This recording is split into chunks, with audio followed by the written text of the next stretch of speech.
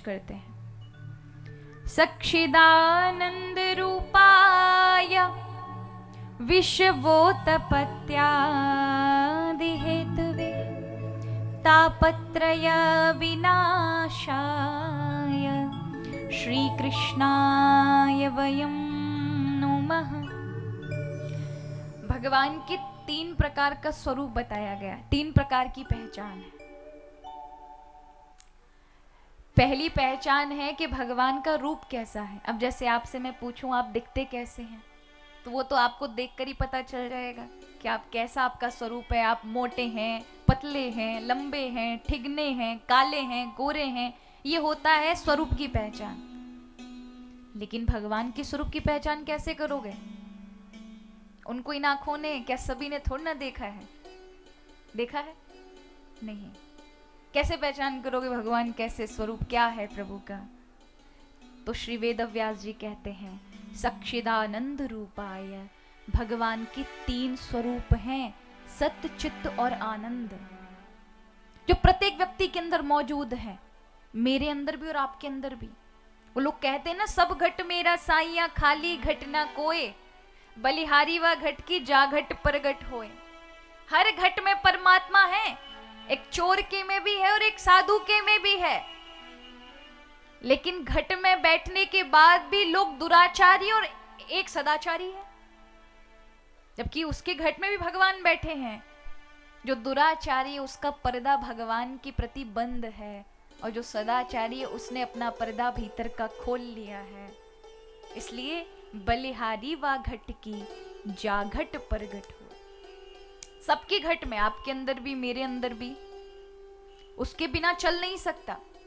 बिना ईश्वरीय कार्य के आपका ये शरीर, ये संसार कुछ नहीं चल सकता। हम में उनका गुण मौजूद है। जैसे पृथ्वी का गुण है गुरुत्वाकर्षण। आप किसी चीज को ऐसे फेंकेंगे तो वो तुरंत नीचे आ जाएगी, आएगी या नहीं? आप एक मिट्टी का डेला ऊपर फेंकोगे तो जितने ऊपर गति से भेजा उससे ज्यादा तेज गति से वो नीचे की ओर आएगा। क्यों? क्योंकि वो इसी का ही अंश है। उसी प्रकार हमारा भी जो अंशी है वह परमात्मा, उसके सारे गुण हम में मौजूद हैं। पहला गुण है सत्य, यानी सच्चिदानंद का पहला शब्द सत्य। अब सत्य क्या है? कई बार आप लोगों ने सुना होगा, सत्य, लोग बोलते हैं सच्चाई, सत्यता, बिल्कुल ठीक है। लेकिन सत्य का अगर भली भांति कोई अर्थ अगर हम निकालें तो क्या है? सत्य का अर्थ है जिसका कभी अंत ना होता हो। क्या ना होता हो? कभी अंत ना हो उस चीज का। इसलिए हमारे यहां सत्य को ही एक शब्द दिया गया अध्यात्म में, सनातन। क्या दिया गया? सनातन। ये सत्य का ही दूसरा शब्द है सनातन। सनातन अब हमारे यहाँ क्या है, कहा जाता है ना, सत्य सनातन भगवान की, सत्य सनातन धर्म की। कभी आपको ये नहीं कहा जाएगा, जो बड़े धार्मिक विचार प्रवृत्ति के हैं, अध्यात्म पथ पर चलने वाले, ये नहीं कहेंगे हम हिंदू हैं ना। क्या कहेंगे? हम सनातन धर्म के अवलंबन को प्रकट करने वाले, उसके अवलंबन पर चलने वाले लोग हैं, वैदिक धर्म पर चलने वाले लोग हैं, सनातन धर्म को मानने वाले लोग हैं। क्योंकि हिंदू धर्म तो कुछ वर्षों पहले ही लोगों ने नाम दिया है। ये शब्द हमारे शास्त्रों का नहीं है। लेकिन आजकल धर्म, मजहब ये सब बांट दिए है ना, इसलिए ये शब्द लोगों ने हिंदू, हिंसा दोह्यते इति हिंदू, जो हिंसा ना देख सके, यानी कोई गलत हो रहा हो और वो उसे देख ना सके और उसके लिए, गलत के लिए आकर डटकर मुकाबला करे, वो हिंदू। लेकिन सनातन धर्म, सनातन धर्म माने जिसका ना तो आरंभ है ना अंत है। इसलिए सनातन भगवान का नाम है। यानी वह परमात्मा ना तो कभी ऐसा था कि पहले प्रकट हुआ था और फिर कभी जाकर उसका अंत होगा, ऐसा बिल्कुल नहीं है। ना उसका आरंभ है ना उसका अंत है। ना उसे कोई मृत्यु मार सकती है, ना कोई जन्म दे सकता है। इसलिए वो सनातन है। अब आते हैं हम अपने आप पर। हमारा तो जन्म भी है, हमारी तो एक दिन मृत्यु भी है, फिर हम भगवान के कैसे अंश? वह तो परमात्मा, ना उनका जन्म है ना उनकी मृत्यु है। तो देखें, परमात्मा का कभी अंत नहीं है ना, वही स्वभाव हम सबके भीतर एक समान है। पता करना चाहोगे कैसे हमारे अंदर है? अच्छा ये बताइए, कोई भी व्यक्ति मरना नहीं चाहता, चाहता है कोई मरना? चाहता है मरना? नहीं चाहता ना। हाँ, ये शरीर एक है हमारे, इससे लगा हुआ है आत्मा से, इसलिए बार बार मर जाता है, बार बार बीमार पड़ जाता है, लेकिन कोई भी मरना नहीं चाहता। सबको अपने जीवन से प्यार है। एक बिल्ली हो, उसे पकड़ने की कोशिश करो तो वो भी अपने प्राण बचाने के लिए आपके गले पे झपटा मार देगी, अपने प्राण बचाने के लिए। उसे भी अपने जीवन से प्यार है। हम मनुष्यों की तो छोड़ दीजिए, किसी मक्खी को भी पकड़ करके अगर वश में करना चाहोगे, पकड़ना चाहोगे, तो वो भी अपने प्राण बचाकर भागेगी। उसे भी प्रेम है, उसे भी पता है प्राण की क्या कीमत है। कोई मरना नहीं चाहता। एक सर्प अगर घर में घुस जाए और आप डंडे लेकर दौड़ रहे हो, वैसे तो पाप है मारना, नहीं मारना चाहिए। क्या पता वो आपका पितरी हो, होते हैं ना सर्प आदि भी, जब दर्शन देते हैं तो वो पितृ के रूप में होते हैं। तो उन्हें ना मार करके ये अवश्य है कि उन्हें छुड़वा दिया जाए। कि कभी लोग मारने के लिए अगर डंडे लेकर, तो वो भी उसे पता चल जाता है मैं मारा जाऊंगा, फड़फड़ाता है इधर जाने के लिए उधर जाने के लिए। यानी ये चीज सब लोगों में सामान्य है कि कोई मरना नहीं चाहता, क्योंकि हमारा जो अंशी है ना, उसका मरण नहीं है ना, उसका कभी अंत है। तो उससे जुड़ी हुई जो आत्मा है वो इस चीज को, मृत्यु को स्वीकार नहीं करती। माना कि शरीर से जुड़े होने के कारण उसे नष्ट होना पड़ता है, मरना पड़ता है, लेकिन वो चीजें स्वीकार नहीं करती अंदर की। हम मरना नहीं चाहते, हमारी इच्छा नहीं होती मरने की। अगर कोई बीमार भी होगा तो डॉक्टर से कहेगा डॉक्टर साहब पैसा ले लो, बस हम बच तो जाएंगे, हम मरेंगे तो नहीं। एक वृद्ध भी खाट पे पड़ा होगा महाराज, वो भी आशा कर रहा होगा नाती का ब्याह देख लूं, पोते का ब्याह देख लूं, फिर भले ही मर जाऊं। कोई मरना नहीं चाहता। एक बुढ़िया थी 80 साल की, ऐसे समझो आपके जैसे ठेंगा गांव है, ऐसे यहाँ की एक मैया थी 80 साल की वृद्धा। अब वो काम क्या करती थी?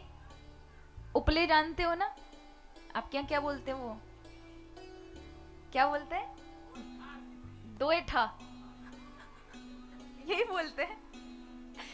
आपके तो बड़े डिजाइन वाले बनाए जाते हैं, मैंने देखे रास्ते में। एक के ऊपर एक, एक के ऊपर एक, एक के ऊपर एक, ऐसी मंजिल की तरह खड़ी कर देते हैं। हमारे यहाँ तो गोल गोल बनते हैं, एक नीचे जमीन पर, और उसे अपने यहाँ कंडे बोले जाते हैं, उपले बोले जाते हैं। और आपके अभी क्या बताया था, अब मुझे नहीं बोला जा रहा, अब जो समझना है समझ ले। दोएठा यही है। अच्छा, तो अब वो वृद्धा यही काम करती थी। घर वालों ने उसे निकाल दिया था, बहू बेटे उससे घर से बेदखल कर दिया। बेचारी बुढ़ापे में पति था नहीं, तो गौशाला में जाकर गोबर इकट्ठा करती और उसके वो उपले बना करके बेचती थी। बहुत समय हो गया बेचते बेचते, ऐसे घर चलता था। कभी नाती पोतों के पास जाकर जो कुछ जोड़ती थी वो उनको दे आती थी, तो उससे उनका मिलना हो जाता था। एक दिन बहुत दुखी हो गई कि मेरा भी क्या जीवन है, न जाने किस दिन मर जाऊंगी, मेरा तो कोई भी नहीं है। ऐसी वृद्ध अवस्था में भी मेरे हाथ पैर नहीं चलते, फिर भी मुझे ये काम करना पड़ता है। एक दिन तो इतनी दुखी हो गई कि उसका जो उसने टोकरी थी गोबर उठाने की, वो इतनी भर ली कि उससे उठाई नहीं जाए, ना उठाया जाए। अब तो बहुत दुखी हो गई, रोने लगी, हे मृत्यु तू क्यों नहीं आती, मुझे ले लो, मैं मर जाऊं, इस मुसीबत से बच जाऊं। और उसी समय मृत्यु वहां प्रकट हो गई।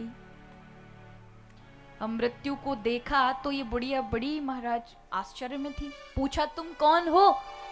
तो मृत्यु ने कहा, अभी माता जी आप याद कर रही थी ना कि मुझे तो आप लेके ही नहीं जाते, इतना कष्ट है, इतना कष्ट भोग रही हूँ, मुझे ले जाओ। तो आपको लेने के लिए आए हैं। तो वृद्धा तुरंत बोल पड़ी, अरे इतनी जल्दी सुन ली तुमने, अभी तो मुझे नहीं जाना, मैं तो बस ऐसे ही ज्यादा गोबर भर गया था, इसलिए मैं तो चिंता में आकर ऐसा बोल गई, हकीकत थोड़ी ना कहा था, आप तो ऐसे ही आ गए। चलें चलें, आप आए हैं तो आपको खाली नहीं जाने दूंगी, ये जो गोबर का टोकरा है मेरे माथे पर रखकर जाओ। क्या कहा? ये गोबर का टोकरा मेरे माथे पे रखो और तुम जाओ। देखें, 90 साल की बुढ़िया को भी मृत्यु की बिल्कुल भी इच्छा नहीं है।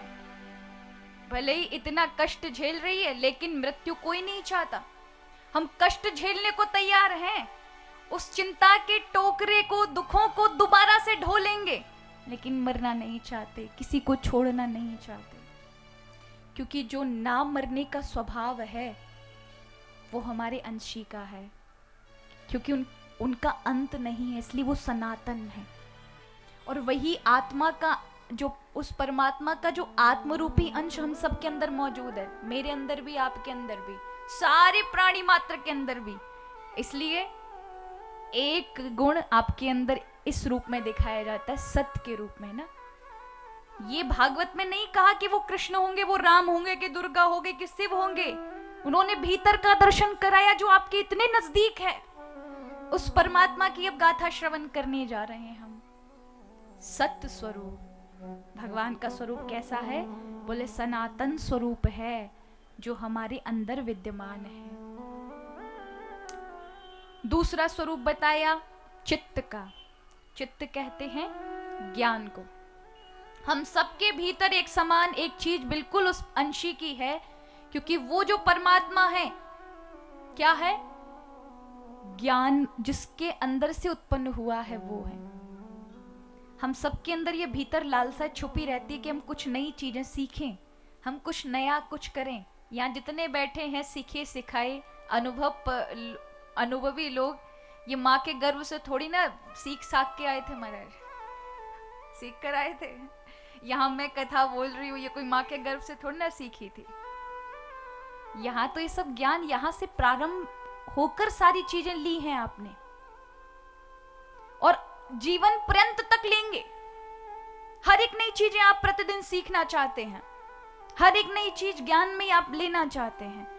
और आप चाहे कितने ज्ञानी बन जाएं, फिर भी आपकी ज्ञान की प्यास कभी जाने वाली नहीं है। आप बताएं कितने लोग हैं, लाखों बार कथाएं सुन लेते हैं, हजारों बार सत्संग सुन लेते हैं, लेकिन उनकी सत्संग की भूख नहीं जाती।